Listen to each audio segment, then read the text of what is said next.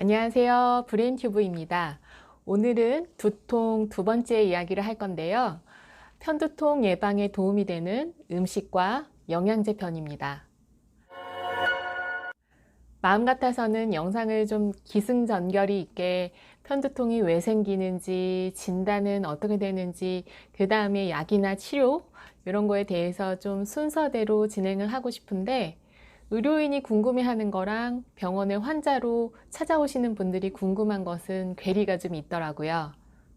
의사들이 궁금해하는 것은 오신 분에 대한 정확한 진단, 그리고 검사상 이상, 이런 객관적인 지표를 중요시하는 경향이 있는데 환자분들이 궁금해하는 것은 물론 여러 가지 다 궁금해 하시겠지만 근데 편두통에 좋은 음식이 뭐예요? 어떤 영양제가 좋아요? 이렇게 생활 속에 와닿는 것을 더 궁금해 하시더라고요. 저도 그렇고 진료실에서 그렇게 물어보셨을 때 속 시원하게 대답 들어보신 적 별로 없으시지 않으세요?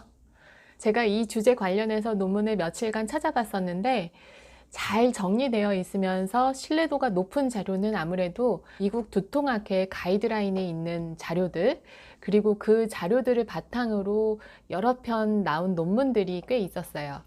보조제 역할을 하는 영양제, 음식에 대해서 아주 친절하게 설명해 주신 내용들도 꽤 있어서 오늘 근거가 그래도 좀 있고 과학적인 연구로 입증이 되어 있는 편두통에서의 영양제 그리고 음식에 대해서 몇 가지 소개시켜 드리도록 하겠습니다.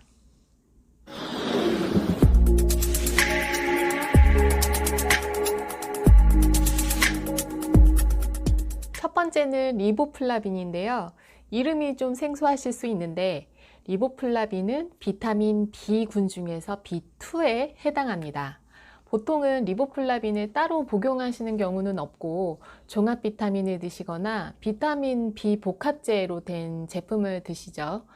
리보플라빈이 편두통을 예방하는 이유를 간단히 설명드리면 세포에는 미토콘드리아라는 에너지 생산 공장 같은 곳이 있는데 이곳에서 사용돼야 되는 에너지가 부족하면 3차 신경이 변화하면서 편두통을 유발하는 것으로 알려져 있습니다.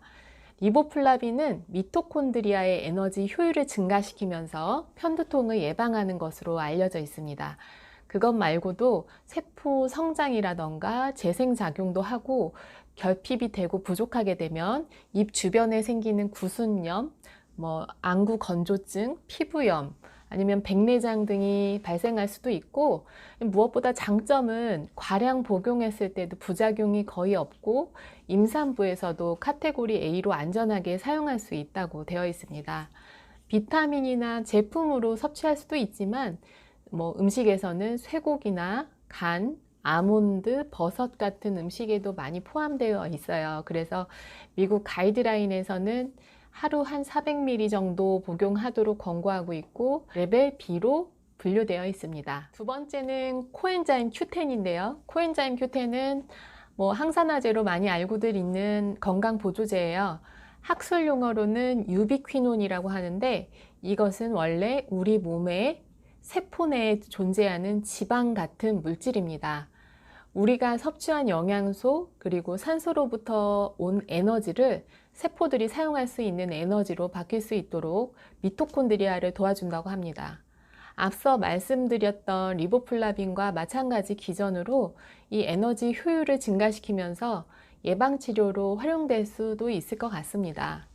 최근에는 기사를 좀 보니까 코엔자임 Q10이 항노화 효과가 좀 과장되어 있다 이런 연구도 있는데 어쨌든 미국 두통학회에서는 리보플라빈보다는 한 단계 낮은 레벨 C의 수준으로 권고하고 있고 용량은 한 100ml 정도를 하루에 3회 복용하도록 설명되어 있어요. 세 번째는 머위인데요. 여러분 머위가 뭔지 아세요? 머위는 우리나라에서 나물로 주로 먹죠. 네이버에 찾아보면 이렇게 위에 사진 제가 첨부해 놓은 것처럼 되어 있고요. 머위는 이파리로도 먹고 머위대라고 해서 줄기도 삶아서 양념해서 시골 밥반찬으로 많이 나와요. 주부이신 분들은 공감하시겠지만 살림하면서 가장 하기 힘든 반찬이 나물입니다. 사실 이제 손은 많이 가고 인기가 별로 없거든요. 그래서 저도 자주 해먹지는 못하는데 알고 보니까 이 머위가 레벨 A의 수준으로 편두통 예방에 효과가 있다라고 권고를 하고 있습니다. 머위에 들어있는 페타신이라는 성분이 있는데 이게 염증을 감소시키면서 편두통 예방 효과가 있을 것이라고 추정을 하고 있다, 이렇게 나와 있고요. 임산부에서는 근데 추천되지는 않고 하루에 75mg 정도 복용하라 라고 권고하고 있어요. 네 번째는 더 어려운 이름이네요. 피버퓨. 우리가 흔히 알고 있는 애플민트, 바질, 로즈마리 이런 허브처럼 그 허브의 일종인데요.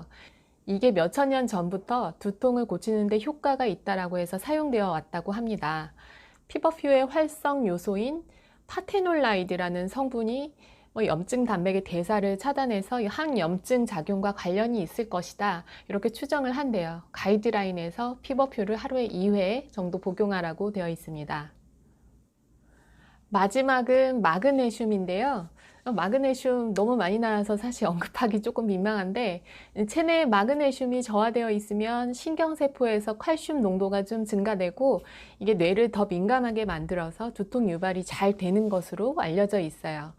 마그네슘을 보충하면 두통을 유발하는 산화질소나 서스탄스 P라는 그런 물질이 있는데 이거를 방출을 감소시키기 때문에 편두통의 발작 빈도를 조금 낮춘다, 이렇게 추정하고 있습니다. 특히 여자분들 월경전 편두통이나 조짐이 있는 편두통에서 효과가 더 좋다고 알려져 있고요. 저는 보조제로 섭취하는 것보다는 견과류나 콩, 시금치 같은 식품을 통해서 섭취하는 게 더 낫다고 생각은 하고 있고, 임산부는 특히 이제 그런 보조제 섭취는 위험이 좀 있기 때문에 산부인과 선생님하고 꼭 상의를 하시거나 아니면 안 하시는 게 좋겠습니다. 제가 오늘 이렇게 5가지 설명드렸는데요. 이것은 편두통의 급성기 치료에 도움이 되는 것은 전혀 아닙니다. 급성기라는 것은 지금 당장 두통이 생겨서 방에서 꼼짝도 못하고 통증도 심하고 속도 울렁거리고 일상생활이 안 되는 상태, 그때는 바로 편두통 약을 드셔야 되고요. 제가 말씀드린 것 몇 가지 소개시켜 드린 것은 이제 예방을 위한 보조제 역할을 할 뿐입니다. 본인이 평소에 편두통이 심한데 영양제를 좀 복용을 하고 싶다 하실 때 기왕이면 예방 효과가 있는 이런 것을 드시는 것은 어떨지 참고하시라고 만든 영상이에요. 오늘도 조금이나마 도움이 되셨으면 좋겠고요. 다음에도 유익한 내용으로 다시 찾아뵙도록 하겠습니다. 감사합니다.